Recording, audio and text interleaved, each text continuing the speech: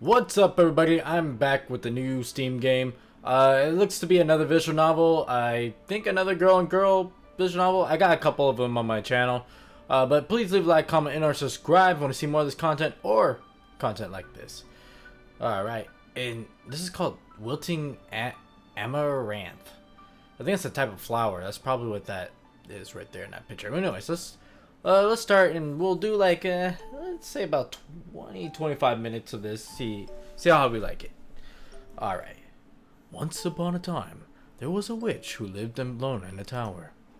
In the past, many have tried to kill her, but they rarely returned with all of their wits. In fact, this become so common that no one's ever dared to go near the witch tower. Not until a brave young rogue accepted a hefty bounty to find this accursed enchantress. This rogue was never seen again. Oh, well, why mention it then? Our story, however, starts much later. The moon and stars shine across the land, speckling the inkly's blackness in their light. On this night, the witch casts her spell. Every celestial body that can be seen from Earth becomes the witch's eyes, as she searches for a heart that sparkles like no other. She's perfect. Far away, a beauty like no other stares up at the sky. In her tears, the stars dance before the iridescent beauty of the moon absorbs the troubles in her heart. Even more profound than the woman's beauty is her loneliness, an emotion so strong that it shatters the stars above, causing them to fall from the sky.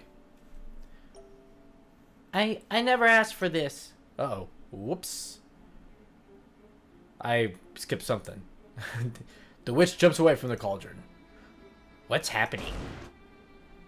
The beauty's tears continue to catch stars as they fall, until one final explosion erupts from the cauldron and throws the witch clear across the room. Oh, there's actually history right here. What happened? Oh, God, you gotta scroll all the way down. Okay. I never asked for this. A small star becomes trapped in its watery confines of beauty's tears. When the droplets hit the floor, they explode. Oh, okay. Strange. She slowly opens her eyes, waking up to a painful weight on her chest. She tries to stand, forcing the weight to shift, but then it begins to grow. You're here? The beauty from the cauldron lays upon the witch, curled up in layers of black fabric that suit her long, raven hair. Oh, she blinked. The woman named Amarante is a princess, blessed with all the luxurious of her fortune and position bring. Yet she is bereft of everything they cannot deliver. And this is where our story begins. Yay. My eyelid blinks open. What a strange dream. I sit up and a twinkling light blinds my vision for a second before vanishing. Perhaps I shouldn't have been so hasty in getting up. I touch my head as the dull throbbing behind my eyes slowly burns out. How strange. Where am I? My eyes are instantly drawn to what is simultaneously the nicest and most dreadful part of the room. A solitary window that is shielded by an ornate lattice. Ugh. Unfortunately, barred windows and a 50-foot drop to the ground do not instill me with feelings of safety. Rather, it's quite the opposite. What kind of person would possibly live in a place like this? I search the room for an answer. The photos on the walls seem to have lost their color due to the years, and the chests do not open easily. I manage to lift one of the heavy lids a few inches before it slips from my hands and seals shut again, expelling clouds of dust in the process. I choke and bat the dust away. I need to get out of here. Mother and father must be worried sick, and I'll be beaten again. I cannot bring myself to finish the thought. Instead, I decide to continue my search by checking the door. To my utter disbelief, it is not locked. Oh, thank the stars. I leave the room and set off down a series of long, winding stairs. I tiptoe down the steps, always careful to try to peer around the next bend before taking another step. Each step leaves me more winded than the last. I am forced to rest for a moment. Wow, this is a long tower. How long must one train to be able to walk around here without fainting? My eyes wander wall to wall, taking in the surroundings. I cannot help but admire of all the latticed windows, each slightly different from the last. At least it's a scenic walk. Did they just mirror the... I think they just mirrored the previous screen. I continue on, with each circle as I watch the view outside slowly descends deeper into the surrounding woods. I feel like a setting sun. I stop to bask in the warmth that shines through the window, imagining that I have truly become the warm celestial entity. I'm not quite sure what this place is, and for my own sake, I am hesitant to call it a prison just yet. All the same, it's rather beautiful. Oh, what is that? Candles? As the gloom of the surrounding forest begins to block out the sunlight, a scattering of candles compensates for the lack of natural light. Several have burnt out, while others have piled together like hordes of waxy mushrooms. Wherever I walk, I feel like a slick, melted wax beneath my feet. Someone must be living here. I do not know what they plan to do with me, but I'll never know if I don't ask. So, against my better judgment, and nearly every lesson I've ever been taught, I call out. Hello! My voice rings around the staircase and it bounces back to me several times in strange, unearthly echoes. Hello, hello, hello.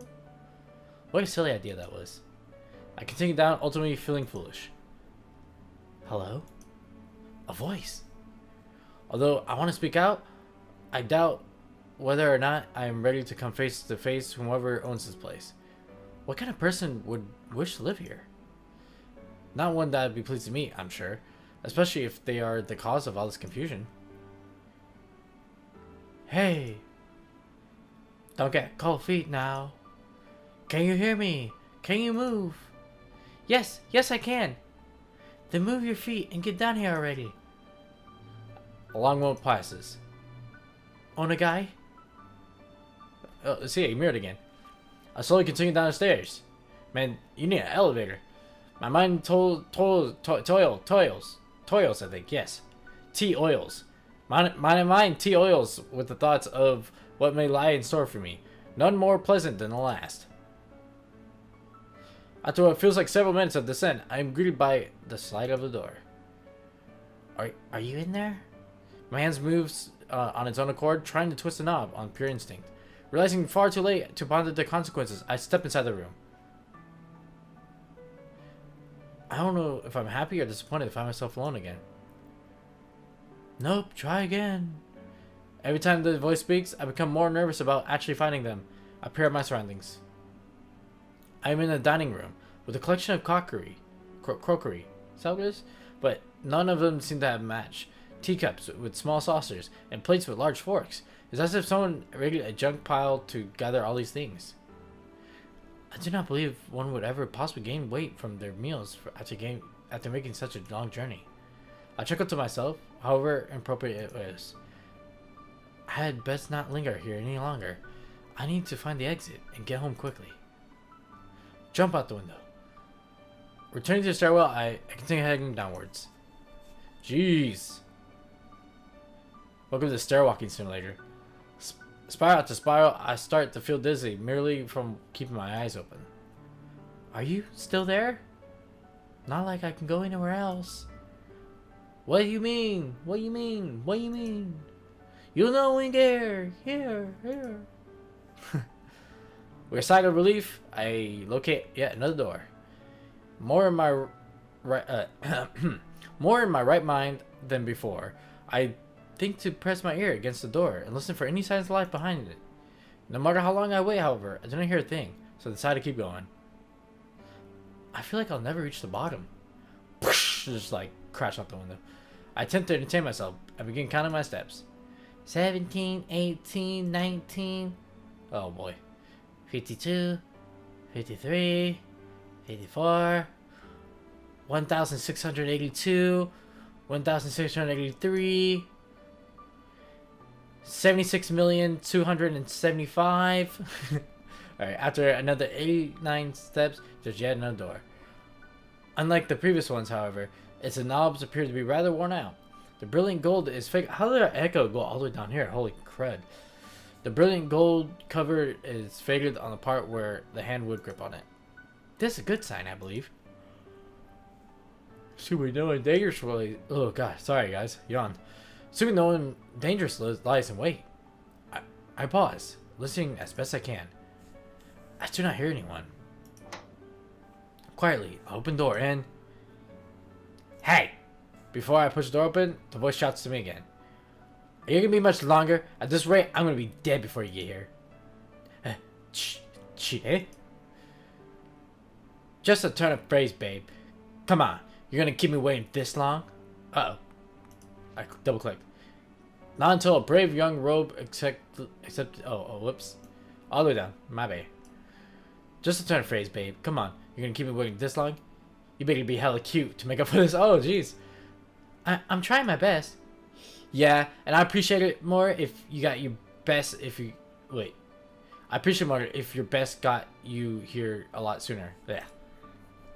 Do you realize how rude you're being right now? I hear that, and I'm sorry. I like to apologize properly for not speaking to you according to how one should speak of a person speaking as such a speaking spouse speak.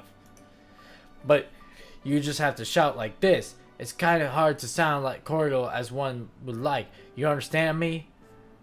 I suppose so. The voice has a strange way of speaking, but I think I understand them. They're probably just frustrated, as I am. Whew, yeah. I need to sleep more. Sorry, guys. So, I should not keep them waiting any longer. I'm coming, please. Hold on for a bit longer. Just trip.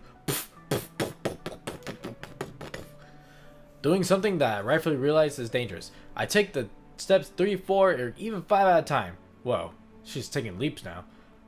I said I would hurry, and I plan to keep that promise. Oh, that's dangerous, girl. Oh. Well there, Silver. You almost passed me. I stop and look up on the alcove on the wall.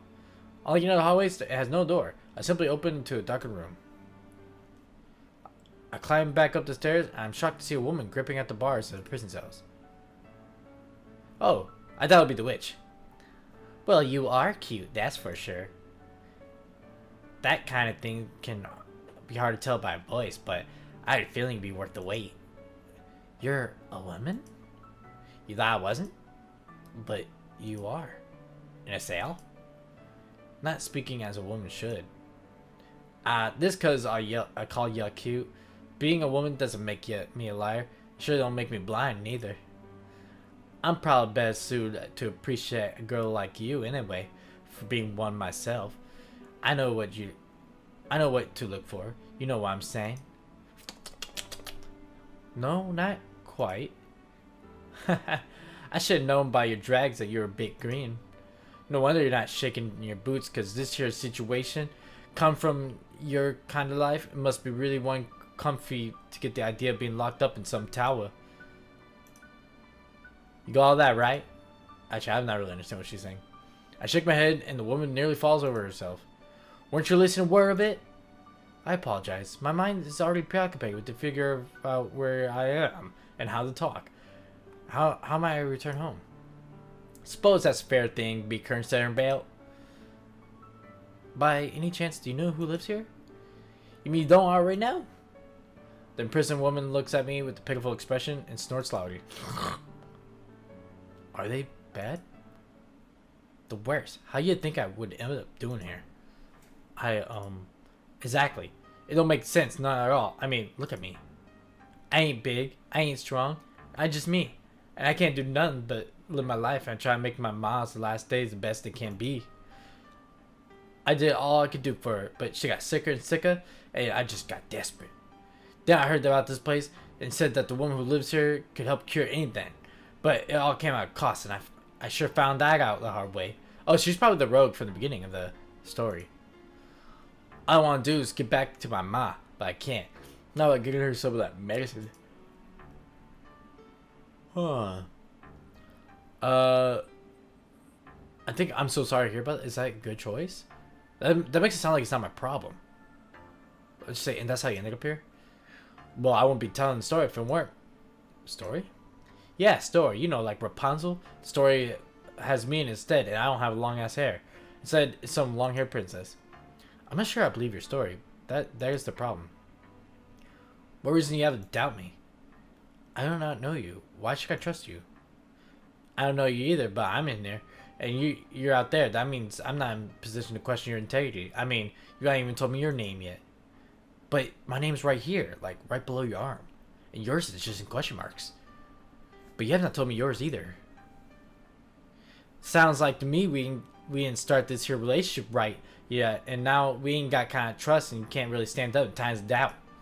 But you ain't gotta doubt me. I am my word. Without it, I'm just another poor woman looking for the next meal, trying to get herself, trying to help her sick ma.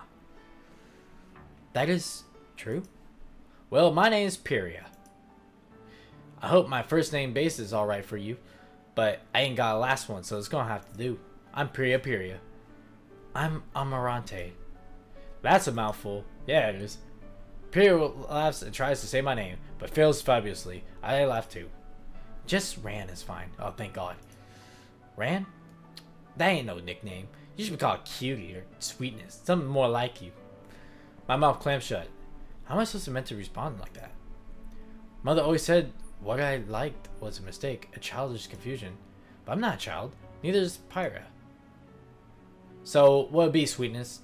What can I call you? How about... What? Oh, I get to type it. Okay. How about Ran? That sounds cute. How about Ran? Uh-oh. Ah! I keep skipping. I'm sorry. Not what I'd go for, but hey, why not, Ran? I'm starting to think that this is not such a great idea after all. Hearing Pyria say it is more embarrassing than I expected. Oop, dropped my phone. Now that's all covered, let's get working out of here. You see that key hanging on over yonder? Bring it to me. Pyria points to the wall where a large key hangs on a protruding spike. Are you sure this is okay? Sure as sure can be. Why aren't you? Don't you trust me? Let's open the cell. Why not? I do. I pull the key off the spike and it's heavier than I expected. Atta girl, now bring it over here. The lock's a bit on the stiff side. It takes both of us to turn the key, but once it's unlocked, Pyra smashes her shoulder into a door, forcing the crack open. Goodness, she's a lot stronger than I expected. I try to step back. To my surprise, however, Pyra pulls me into the tie hug. I should kiss you for that sort of heroic rescue. Heroic? I only tried the key. And boy, did you do that well. I mean, I like my freedom, but what if I look at something for eternity? Your backside would sure be up there on the list. Yeah, I would. Oh, so juicy. My... what? I pull away from Pyra, but it's clear from her mischievous smile she is proud of her uncouth little quip. Ugh. You should not say things like that. It is unbecoming of a lady, or even a gentleman. No one should speak the way you do. Well, tell me you tired of being a lady, then maybe that other thing. Though, if my inkling is anything to go by, you gave up on the latter some time ago. What are you implying? Pyra looks around and searches for something. Pyra looks around as if she's searching for some other soul that has the capacity to make the sense of her jest. Ugh. Sorry guys, we got a 4th grade level. When none appears, she simply shrugs and carries on. I could explain, but we ain't got here to play house, man. We're gonna have some exploring to do. I didn't get a good look at everything before I was snatched and the stuff in that cell, but it can't be too hard to find what I need. Okay. We step back out in the hallway, but Pyra suddenly stops and looks at me with an embarrassing amount of intensity. She looks like a kitchen cat when it's on the hunt. Hey Ran, tell me, have you seen anyone down your way here? No, I've only met you. Good, then you might just pull off this jailbreak. Come on. The woman practically drags me up the stairs. Up the stairs? Why go up again? I thought walking down would seem like a trial in itself, but walking up them proves to be more difficult than I could ever imagine. Pyro keeps a constant pace, which is faster than I'll ever be capable of maintaining. Eventually, she releases my hand and takes off ahead. I trail further and further behind until I cannot see her anymore, no matter how fast I climb the stairs. The sound of the door opening and closing echoes throughout the stairwell, filling me with the terrible feeling that I'm all alone again. Pyra? I'm in here. Where?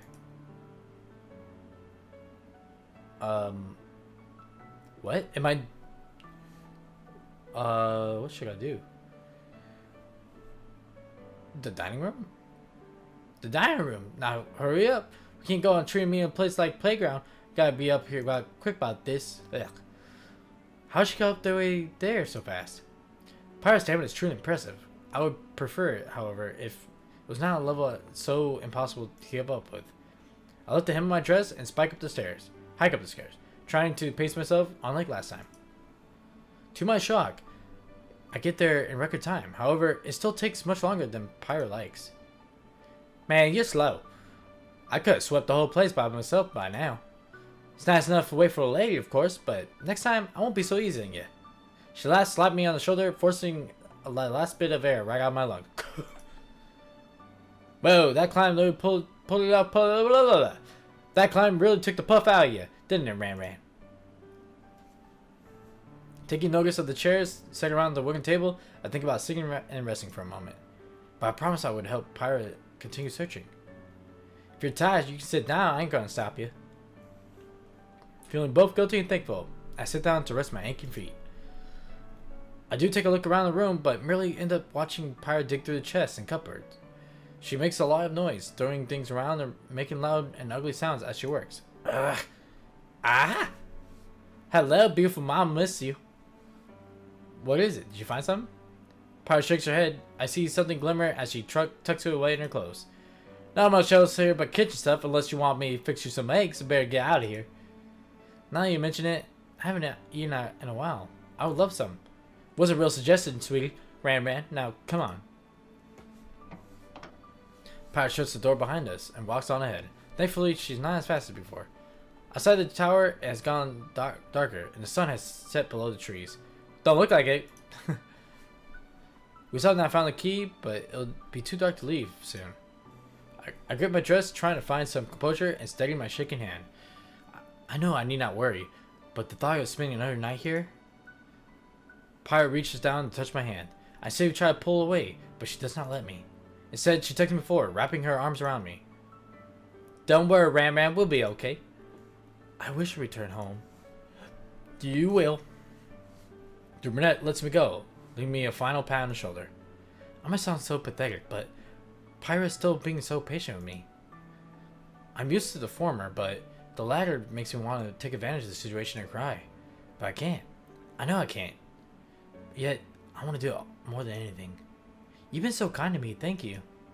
When we leave, I would like to repay you. How y'all plan to